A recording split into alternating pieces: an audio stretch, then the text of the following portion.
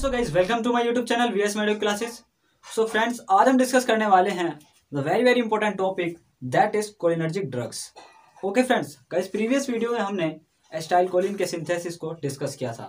Okay friends, वहां पर हमने कोलिनर्जिक नर्व एंडिंग के अंदर देखा था कि एसिटाइलकोलिन किस तरीके से फॉर्मेशन होता है, किस तरीके से डिग्रेड होता है, कैसे रिसाइकलिंग वगैरह होता है, उसके अंदर पूरा कंप्लीटली डिस्कस किया हुआ है। सो गाइज आज हम फार्माकोलॉजी की सेकेंड वीडियो में डिस्कस करने वाले हैं कोलिनर्जिक ड्रग्स। सो गाइस सबसे पहले मैं बता दूं आपको, जो कोलिनर्जिक ड्रग्स होती है इसके अंदर हमारा जो एसिटाइलकोलिन होता है वो हमारा मेन प्रोटोटाइप होता है।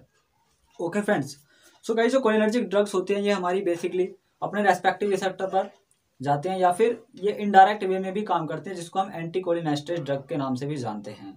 सो गाइस आइए सबसे पहले हम स्टार्ट करते हैं cholinergic agonist. So guys cholinergic agonist क्या होता है? गाइस सबसे पहले मैं बताना चाहूंगा एगोनिस्ट का मतलब क्या होता है और एंटागोनिस्ट का मतलब क्या होता है। गाइस वो ड्रग्स जो अपने रेस्पेक्टिव रिसेप्टर पर जुड़ती हैं और उस रिसेप्टर को स्टिमुलेट करती हैं वो ड्रग्स कहलाते हैं हमारी एगोनिस्ट। और गाइस वो ड्रग्स जो किसी भी रिसेप्टर पर जुड़ने के बाद उस रिसेप्टर को ब्लॉक कर देती हैं वो कहलाती है हमारी antagonist. Okay friends, so guys यहाँ पर सबसे पहले देखिए जो कोलिनर्जिक एगोनिस्ट है ये 2 टाइप्स में डिवाइड है। ओके फ्रेंड्स, गाइस सबसे पहले होता है हमारा कोलिन एस्टर।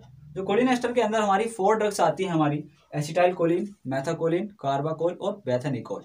ओके फ्रेंड्स, और जो हमारा एल्केलॉइड होता है इसके अंदर आता है हमारा मस्करिन, पिलोकार्पिन और एरिकोलिन। गाइस इन सभी इंडिविजुअल ड्रग्स को हम डिटेल में डिस्कस करेंगे नेक्स्ट वीडियो में। गाइस अब हम डिस्कस करने वाले हैं the pharmacological action of the acetylcholine या फिर कोलिनर्जिक ड्रग्स। गाइस यहाँ पर जो एसिटाइलकोलिन है वो हमारा प्रोटोटाइप है, मीन्स उसको ही कंसीडर करके हम जितने भी एक्शन है सारे डिस्कस करेंगे। सो गाइस जो फार्माकोलॉजिकल एक्शन है वो हमारे 2 टाइप्स में डिवाइड है, क्योंकि जो हमारा कोलिनर्जिक रिसेप्टर होते हैं वो भी 2 टाइप्स के होते हैं। गाइस सबसे पहले होता है हमारा मस्करिनिक रिसेप्टर और फिर होता है हमारा निकोटिनिक रिसेप्टर। सो गाइस जो मस्करिनिक रिसेप्टर होते हैं वो बेसिकली 5 टाइप्स के होते हैं, M1, M2, M3 and M4 and M5। Guys उसमें से हम जो M1, M2 and M3 receptors को हम मेजर मान करके चलते हैं। और गाइस जो निकोटिनिक होते हैं ये भी हमारे 2 टाइप्स के होते हैं, जैसे कि nicotinic N and nicotinic M। So guys यहाँ पर जो सा रिसेप्टर प्रेजेंट होता है उस रिसेप्टर के अकॉर्डिंग इन सभी के फार्माकोलॉजिकल एक्शन होते हैं। सो गाइस अब हम सबसे पहले डिस्कस करेंगे मस्करिनिक एक्शन। और गाइस मस्करिनिक एक्शन में हम सबसे पहले डिस्कस करने वाले हैं हर्ट पर। सो गाइस मैं बता दूं आपको, जो हर्ट होता है हमारा, हर्ट पर M2 रिसेप्टर प्रेजेंट होता है जो कि मस्करिनिक रिसेप्टर का सब टाइप है। और गाइस जो हमारा हर्ट पर जब हमारी एसिटाइलकोलिन ड्रग M2 रिसेप्टर पर बाइंड होती है तो क्या होता है, बेसिकली जो हर्ट के अंदर हमारे ऐसे नोडल सेल्स होते हैं उन ऐसे नोडल सेल्स को एसिटाइलकोलिन हाइपरपोलराइज कर देता है, मीन्स बहुत ही ज़्यादा रिलैक्सेशन में ले जाता है। तो गाइस इसकी वजह से क्या होता है, जो डायस्टोलिक डिपोलराइजेशन होता है वो भी हमारा डिक्रीज हो जाता है। और गाइस उसके बाद क्या होता है कि जो रेट ऑफ इम्पल्स जनरेशन है वो भी कम हो जाता है। गाइस मीन्स ये जो ड्रग्स हैं बेसिकली इनको हम पैरासिम्पैथोमाइमेटिक कहते हैं। गाइस इसीलिए कहते हैं क्योंकि ये ज़्यादातर फंक्शंस को डिप्रेस करते हैं, जैसे कि हार्ट के जितने भी फंक्शंस हैं उन सभी को ये स्लो कर देते हैं। गाइस यहाँ पर देख रहे हो आप, रेट ऑफ इम्पल्स जनरेशन है वो भी डिक्रीज हो गया है। और गाइस जिसकी वजह से ब्रेडिकार्डिया हो सकता है और कार्डियक अरेस्ट भी हो सकता है। गाइस ये वाला पॉइंट बहुत ज़्यादा इंपॉर्टेंट है, तो मैं कहना चाहूँगा प्लीज़ आप इस पॉइंट को जरूर नोट कर लीजिएगा। Okay friends, and guys last में इसमें देखेंगे हम हार्ट में जो लास्ट पॉइंट है उसमें क्या लिखा है कि जो ventricle contractility is also decreased but effect is not marked. इसका मतलब क्या हुआ कि जो वेंट्रिकल की जो कॉन्ट्रैक्टिलिटी होती है वो भी इसके अंदर कम हो जाती है, लेकिन जो इसका इफेक्ट है इतना मीन्स वो इतनी कम नहीं होती है जिसको हम मार्क्ड कह सके, मीन्स थोड़ी बहुत कम होती है, इतनी ज़्यादा कम नहीं होती। सो गाइज अब हम देखते हैं जो ब्लड वेसल्स है उस पर फार्माकोलॉजिकल एक्शन क्या है एसिटाइलकोलिन का। गाइज जो हमारी ब्लड वेसल्स होती हैं, जितनी ब्लड वेसल्स होती हैं वो बेसिकली हमारी डायलेट करता है एसिटाइलकोलिन M3 रिसेप्टर के थ्रू। ओके फ्रेंड्स, और गाइस जब कोई भी ब्लड वेसल डायलेट होती है तो उसकी वजह से क्या होता है, उसका जो एरिया है वो बड़ा हो जाता है और जिसकी वजह से जो बीपी है, जो ब्लड प्रेशर है वो कम हो जाता है। ओके फ्रेंड्स, सो गाइस अब हम देखते हैं बेसिकली जो ब्लड वेसल्स होती है उसके पास, सपोज गाइस ये हमारी एक ब्लड वेसल्स है और इस ब्लड वेसल्स के पास ये हमारे एंडोथेलियल सेल्स है। ओके फ्रेंड्स, सो गाइस यहाँ पर जो एंडोथेलियल सेल्स है यहाँ पर हमारा M3 रिसेप्टर प्रेजेंट है। सपोज गाइस यहाँ पर एसिटाइलकोलिन आता है, M3 रिसेप्टर से बाइंड होता है और ये जो हमारी ब्लड वेसल्स है वो डायलेट हो जाती है। लेकिन गाइस यहाँ पर बहुत इंपॉर्टेंट बात यह है कि जो हमारा एसिटाइल कोलिन है वो हमारा यहाँ पर आकर के बाइंड होता है, वो भी करा देता है। लेकिन गाइज दूसरा फैक्टर क्या है कि जो हमारा EDRF है, एंडोथेलियम डिपेंडिंग रिलैक्सेशन फैक्टर, ये क्या होता है कि ये हमारा नाइट्रिक ऑक्साइड होता है। ये क्या करता है, M3 रिसेप्टर पर बाइंड होता है यहाँ पर, और क्या कराता है, जो एंडोथेलियल सेल्स उसको डायलेट कराता है। जब वो डायलेट होगी तो पूरी की पूरी वेसल्स भी डायलेट हो जाती है। लेकिन गाइज यदि किसी वजह से ये हमारी एंडोथेलियल सेल्स डैमेज हो गई, ठीक, अब जब ये हमारी एंडोथेलियल सेल्स डैमेज हो गई तो क्या होगा कि जो हमारा नाइट्रिक ऑक्साइड है वो स्मूथ वेसल्स के मीन जो हमारी वेस्कुलर सेल्स हैं उसके अंदर जो स्मूथ मसल होती है उसके अंदर एंट्री ले लेगा, और वहां पर जो प्लाज्मा मेम्ब्रेन होती है उस प्लाज्मा मेम्ब्रेन पर जो M3 रिसेप्टर होता है उसको स्टिमुलेट करेगा। गाइस जब वो M3 रिसेप्टर स्टिमुलेट होगा तो उसकी वजह से क्या होगा, वैसोकंस्ट्रिक्शन। गाइस सिंपल कंसेप्ट ये लगाना है कि जब हमारा एंडोथेलियम पर नाइट्रिक ऑक्साइड आकर के बाइंड होता है तो क्या होता है कि वैसोडाइलेशन होता है। लेकिन यदि एंडोथेलियल सेल डैमेज हो गई और उसके अंदर जो वेस्कुलर स्मूथ मसल सेल्स होती हैं, वेस्कुलर स्मूथ मसल सेल्स के अंदर वहां पर जो हमारा M3 रिसेप्टर अगर वो हमारा स्टिमुलेट हो रहा है तो क्या होगा, वैसोकंस्ट्रिक्शन होगा। ओके फ्रेंड्स, तो ये होता है हमारा pharmacological action on the blood vessels.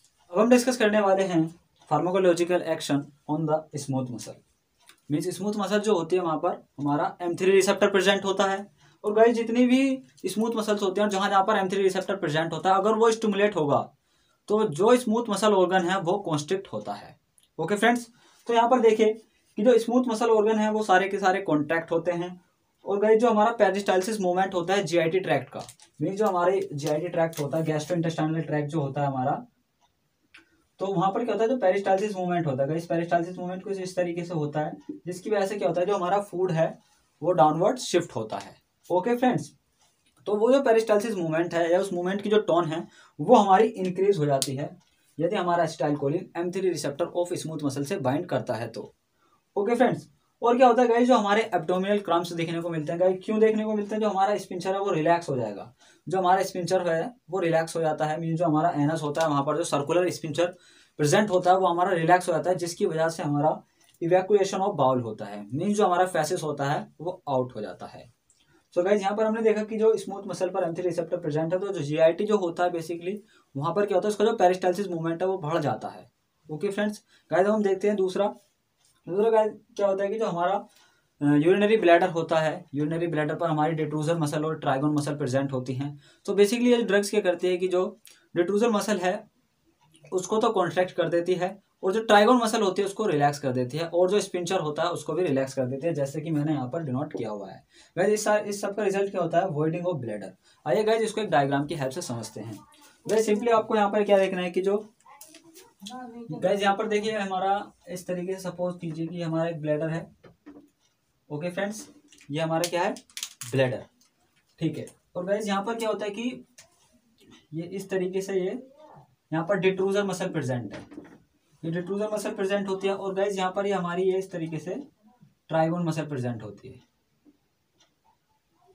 ये वाली हमारी ट्राइगोन मसल। ओके फ्रेंड्स, और यहाँ पर हमारा स्पिंचर प्रेजेंट है सपोज। तो गाइस क्या होता है बेसिकली, ये जो हमने ड्रग दी है जो M3 रिसेप्टर पर काम करेगी, तो यहाँ पर स्मूथ मसल है बेसिकली, डिट्रूजर और ट्राइगोन दोनों स्मूथ मसल होती है, ठीक है ना। तो इसमें क्या होगा कि जो डिट्रूजर मसल है वो तो कॉन्ट्रैक्ट होगी, वो इस तरीके से कॉन्ट्रैक्ट होगी, और जो ट्राइगोन मसल है वो रिलैक्स होगी। सो गाइस जब ये वाला प्रोसेस होगा तो जो यूरिन इसके अंदर फिल आउट है वो यूरिन हमारा बाहर आ जाएगा, तो इसी को कहते हैं guys voiding of bladder. Okay friends, so guys अब हम डिस्कस करने वाले हैं दूसरा, बेसिकली जो हमारी ब्रोंकाई मसल होती हैं, जो हमारे ब्रोंकस की जो मसल होती हैं वो क्या करती हैं कि इसके अंदर वो भी हमारी कॉन्स्ट्रिक्ट हो जाती हैं अगर हम ये वाली ड्रग देते हैं। तो गाइस जब वो कॉन्स्ट्रिक्ट हो जाएंगी तो जितने भी जो पेशेंट होते हैं, जो अस्थमेटिक पेशेंट होते हैं, वो हाईली सेंसिटिव होते हैं इस ड्रग के लिए, क्योंकि गाइस जो अस्थमा का पेशेंट होता है उसमें भी कहीं ना कहीं उनका जो ब्रोंकाई होता है वो नैरो हो जाता है, और ये ड्रग क्या कर रही है, उस ब्रोंकाई को और भी ज्यादा नैरो कर रही है, जिससे उनको अस्थमा का अटैक भी आ सकता है और ब्रोंको स्पाज्म भी हो सकता है। ओके फ्रेंड्स, अब हम डिस्कस करने वाले हैं muscarinic action on the glands. में जो ग्लैंड्स होती है हमारी वहां पर M3 और M2 रिसेप्टर प्रेजेंट होता है। ओके फ्रेंड्स, तो जब M3 और M2 रिसेप्टर को हमारा एसिटाइलकोलिन स्टिमुलेट करेगा तो जितनी भी ग्लैंड्स होती हैं उनका जो सिक्रीशन है वो हमारा इंक्रीज हो जाता है। ओके फ्रेंड, जब सिक्रीशन इंक्रीज होगा तो देखिए गाइस क्या क्या होगा, जो स्किन पर हमारी ग्लैंड्स हैं अगर वो स्टिमुलेट होगी, वो सिक्रीशन को बढ़ाएंगे तो क्या होगा, स्वेटिंग होने लगेगी। ठीक, और जो हमारे माउथ के अंदर जो सलाइवरी ग्लैंड प्रेजेंट होती है वो क्या करेंगी, सलाइवेशन कराने लगेंगे। और जो हमारी आई के अंदर जो लैक्राइमल ग्लैंड होती हैं वो क्या कराने लगेंगी, लैक्राइमेशन, मीन्स हमारी आई के अंदर से थोड़ा सा पानी ज्यादा आने लगेगा। और क्या होगा गाइस, जो ट्रैकियोब्रोंकियल सिक्रीशन भी जो होता है हमारा इंक्रीज हो जाता है। गाइस ट्रैकियोब्रोंकियल सिक्रीशन क्या होता है कि जो हमारा ट्रैकिया और जो ब्रोंकाई होता है वो म्यूकस का सिक्रीशन करते हैं, तो वो सिक्रीशन भी ये ड्रग्स इंप्रूव कर देते हैं, मीन्स उस सिक्रीशन को ये ड्रग्स बढ़ा देते हैं। तो गाइस ये तो था हमारा ग्लैंड्स पर क्या एक्शन है। और गाइस अब हम डिस्कस करने वाले हैं आइज पर, means pharmacological action on the eyes of the muscarinic receptor. Okay friends, so basically वहां पर क्या होता है गाइस, जो हमारा contraction of the circular muscle of the iris, जो हमारी आइरिस होती है उन मसल का, जो आइरिस के बाद जो मसल होते हैं, जो सर्कुलर मसल होती है उसका कॉन्ट्रैक्शन होता है। और गाइस जब उसका कॉन्ट्रैक्शन होता है तो हमारी जो प्यूपिल होती है वो भी कॉन्स्ट्रिक्ट हो जाती है। मीन्स जब हमारी प्यूपिल कॉन्स्ट्रिक्ट होगी तो उसको कहते हैं हम मियोसिस। ओके फ्रेंड्स, और गाइस क्या होता है बेसिकली सेकंड पॉइंट क्या है इसका, contraction of the ciliary muscle. और गाइस जो सीलियरी मसल होते हैं जब वो कॉन्स्ट्रिक्ट होती हैं तो इसकी वजह से क्या होता है, स्पाज्म ऑफ एकोमोडेशन, मीन जो एकोमोडेशन पावर होती है उसकी फिक्स हो जाती है। मीन जैसे सपोज वो पास में देख रहा है तो एकदम से वो दूर नहीं देख पाएगा, या फिर दूर देख रहा है तो एकदम से वो पास का नहीं देख पाएगा, इसको कहते हैं स्पाज्म ऑफ एकोमोडेशन। और गाइस बेसिकली क्या होता है इसके अंदर जो फ्लूइड होता है आइज के अंदर, जितना भी फ्लूइड होता है उसका सिक्रीशन बढ़ जाता है। वो फ्लूइड जो होता है आउटफ्लो को फैसिलिटेशन करता है ये ड्रग्स। ठीक, जब हमारा आउटफ्लो बढ़ेगा तो क्या होगा, जो इंट्राओकुलर टेंशन है, मीन्स जो आई के अंदर जो इंट्राओकुलर प्रेशर है या इंट्राओकुलर टेंशन है वो कम होने लगती है। और गाइस जो इंट्राओकुलर टेंशन है वो कम होगी तो उससे क्या होगा, बेसिकली जो ग्लूकोमा का पेशेंट है उसको रिलीफ मिलेगा। तो स्पेशली इसके अंदर क्या जो इंट्राओकुलर टेंशन है वो ग्लूकोमेटस पेशेंट में देखने को ज्यादा मिलता है। तो गाइस ये तो थे हमारे फार्माकोलॉजिकल एक्शन, मस्करेनिक एक्शन थे बेसिकली, मीन्स जो मस्करेनिक रिसेप्टर हैं उनके एक्शन थे। सो गाइस अब हम डिस्कस करने वाले हैं pharmacological action of the nicotine. Guys अभी हमने डिस्कस किया था मस्करेनिक के जितने भी एक्शन थे, और गाइस अब हम डिस्कस करने वाले हैं निकोटिन के। सो गाइस जो निकोटिन होता है बेसिकली वो हमारा गैंग्लिया पर भी प्रेजेंट होता है और स्केलेटल मसल पर भी प्रेजेंट होता है। सो गाइस सबसे पहले हम डिस्कस करेंगे pharmacological action on the autonomic ganglia. So guys जो निकोटिन होता है वो हमारा सिंपैथेटिक गैंग्लिया और पैरासिम्पैथेटिक गैंग्लिया दोनों पर ही प्रेजेंट होता है। सो गाइस जब हम एसिटाइलकोलिन की हाई डोज देते हैं तो बेसिकली क्या होता है कि जो हमारा सिंपैथेटिक गैंग्लिया और पैरासिम्पैथेटिक गैंग्लिया दोनों ही स्टिमुलेट हो जाते हैं। गाइस सिंपैथेटिक गैंग्लिया का काम होता है जितने भी फंक्शन है, हार्ट रेट है, बीपी है, सबको बढ़ा देना। ठीक, लेकिन पैरासिम्पैथेटिक का काम क्या होता है, इन दोनों चीज़ों को ही कम कर देना। ठीक, तो गाइस बेसिकली ये वाला जो इफेक्ट है आपको हाई डोज पर ही देखने को मिलेगा, क्योंकि सिंपैथेटिक गैंग्लिया और पैरासिम्पैथेटिक गैंग्लिया दोनों हाई डोज पर ही स्टिमुलेट होंगे। लो डोज पर एक स्टिमुलेट हो सकता है, लेकिन हाई डोज पर दोनों ही स्टिमुलेट हो जाएंगे। और गाइस क्या होगा कि बेसिकली दूसरा केस क्या है कि यदि एट्रोफिन दिया हुआ है, गाइस सबसे पहले इस वाले पॉइंट को डिस्कस करूंगा मैं अब यहाँ पर। एट्रोफिन क्या होता है गाइस, एट्रोफिन है हमारा एंटीकोलिनर्जिक। ठीक, एंटीकोलिनर्जिक ड्रग्स का एक प्रोटोटाइप होता है। ठीक, सो एंटीकोलिनर्जिक ने क्या करा, सो जो हमारा एट्रोफिन है इसने क्या किया हुआ है, पैरासिम्पैथेटिक गैंग्लिया को ब्लॉक किया हुआ है। ठीक, अब आपने पहले एट्रोफिन दिया हुआ है, अगर आप उसके बाद एसिटाइलकोलिन की हाई डोज दोगे तो क्या होगा, टैकीकार्डिया होगा और आपका बीपी भी बढ़ जाएगा। गाइस ऐसा क्यों हो रहा है, ऐसा इसलिए हो रहा है गाइस क्योंकि जो हमारे कैटाकोलामाइंस है वो भी रिलीज हो चुके हैं। और क्या हो चुका है गाइस, जो हमारा हाई डोज पर यहाँ पर कैटाकोलामाइन भी रिलीज हो गए हैं, और जो सिंपैथेटिक गैंग्लिया है वो भी स्टिमुलेट हो चुका है।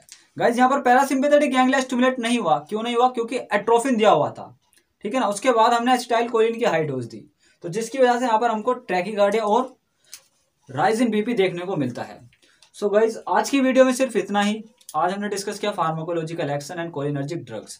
सो गाइज यदि वीडियो अच्छा लगा हो तो प्लीज वीडियो को लाइक कर दीजिए, और जो भी भाई चैनल को सब्सक्राइब नहीं किया हो तो प्लीज चैनल को सब्सक्राइब कर दीजिए, और फ्रेंड्स प्लीज मेरे चैनल को शेयर कीजिए ताकि मैं और भी ज्यादा वीडियो को वायरल कर सकूं।